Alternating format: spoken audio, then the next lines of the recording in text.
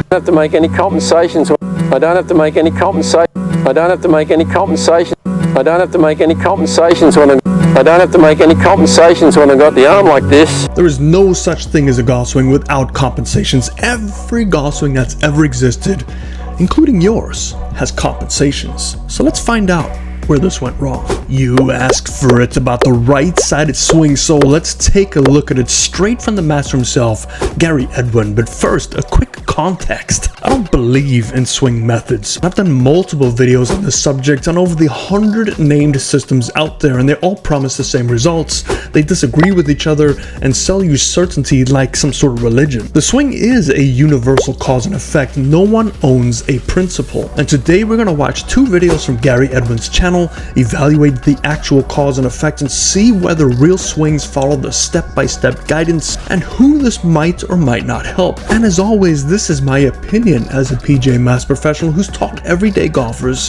for a quarter century, so value it as you wish. So what does RSS actually say? And this is from Gary's own words. Basically, they want you to try and get as close to your impact as possible so you're not going to chase it later. However, as you know in my channel, it's all based on your setup and how you sequence around your low point. So if you're still not able to control that low point, doesn't matter what you do. But what they're looking for is basically a slight right tilt. The trail hip and the trail shoulder is a touch lower. Your pressure is favoring your trail side and it's centered under the arches. Now the backswing, you need to try and turn around your trail leg and not sway over it. Your head needs to remain fairly steady and the trail elbow does need to fold in front and not flying behind, a la Jack Nicklaus, one of the best ball strikers ever lived, won 18 majors.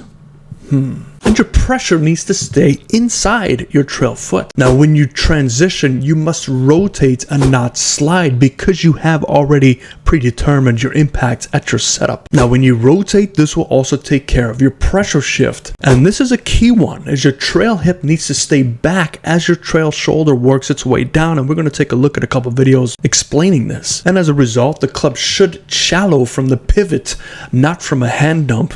But again, we're going to take a look at that in a video. Impact, you're looking for your lead wrist to be flat and your trail wrist slightly bent. Your chest still slightly closed. We're going to take a look at it. And your right side, you hit into the left side with the majority of the pressure already over your lead side. And when you've finished, your right side needs to fully extend, your chest and hips face the targets, and you have a balanced, tall finish. So this video of Gary Edwin, and I assume a student of his or a disciple of his, are going through some sort of field drill, and I want you to watch this because I got my notes here, and we're looking at the transition. Most importantly, we're looking at the rotate and don't slide. I think the feeling he's trying to get is the right hip staying back as the right shoulder works its way down, and that right shoulder going down will help drop the club into the slot. So let's just take a peek at what's going on here. So you see the body's not really rotating through until after he strikes the golf ball. And again, this is probably just a field drill,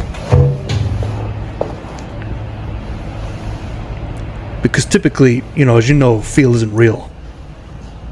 So here we watch that right hip, both of these right hips. Watch how they try to stay back, but you can still see they rotate through. It's almost impossible to keep it back. Again, this is probably a field drill. So hold it there for a while. It still feels really tight in here. And it's around here, and I can feel the tightness down underneath my shoulder here. If I hold that for a while, it's great practice, until I get to the stage where I'm starting to rock and I'm starting to feel really like I can't hold it much longer. And then I want to do that and hold it again for a while here, and then I'll push it round and I hold it there for a while, and I can start to feel this pulling around, responding to my arms, and then I relax it up. Whew. Holding this spot's easy. The last bit's easy, but these other bits are good. And if you do it enough times a day, practice, you can actually get it to where you just stand up and go like this. You get those positions and go, and just do them. Okay, so we're going to take a look at that swing right now, go over the basics of the right-sided swing and see if this actually occurs. So the godfather of RSS is on the right side, Gary. Left side, I'm not sure if that's a student or just somebody that's taking lessons from him, but we can see different setups already. We can see the one on the left side looks a little bit more stack and tilt-like, and there's definitely not 55% of the weight on the right side like Gary would probably like. There's probably 55-60% more on his left side, so this is already a discrepancy. We can also see some grip differences. Although they are trending on the stronger side, we see the right hand is more under with Gary, and we'll see why, because both of these swings are very hand oriented down at impact. And we see again a little bit different setup with the tilting. Gary on the right side doesn't have as much tilting, and we see the centerness here, so he doesn't deal with as much forward press as the gentleman on the left side relative to his tilting. So we see a lot of difference here versus not so much difference. The one key thing on the left side is the camera does move. So how much does it move? Because this makes a big difference. We're gonna tell by putting the line on that gentleman in the back watching him, and we'll see how much the camera moves down at impact right here.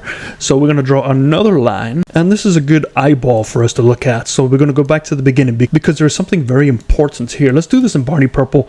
Let's redraw that shoulder tilt line. Let's draw the centerness to the tilt. Hands are connected to that centerness, but again, we have this pretty big forward press, and we can see where that ball position is. It's trending back to here, so his centeredness is doing a pretty good job of staying at that golf ball. Now the problem with this forward press setup is most of us will make the compensations by closing this gap here.